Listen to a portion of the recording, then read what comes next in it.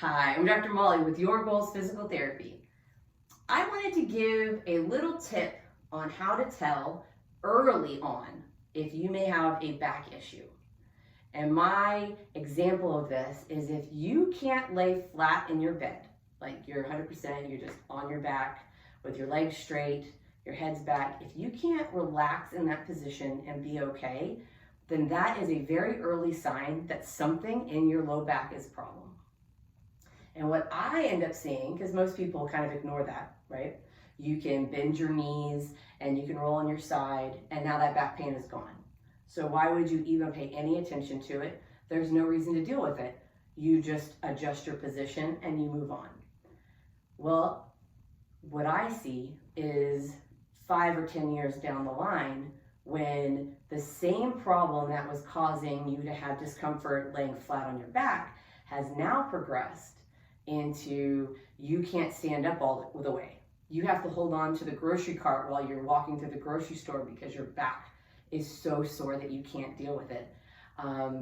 It's the pain in your back that hurts every time you sit down in a chair for too long and then you try to get up.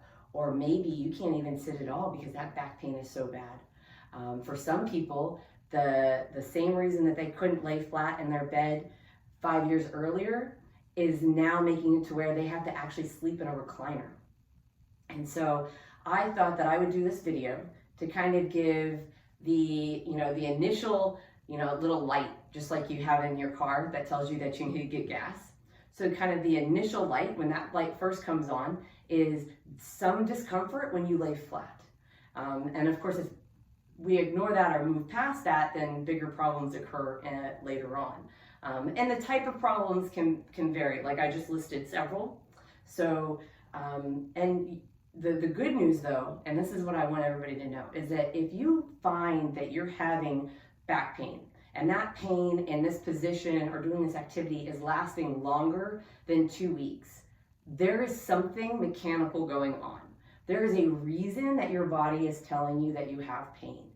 And that is what I want everybody out there to understand, so that they don't just go buy creams or don't just go get injections to cover up the pain or get rid of the inflammation. Let's address the actual cause so that when you hit 60, you're not having to sleep in a recliner. You're able to stand up straight. You're able to do all the grocery shopping that you want. Because really, a lot of people were able to push through all of this pain that seemed relatively minor, only to have bigger problems later on.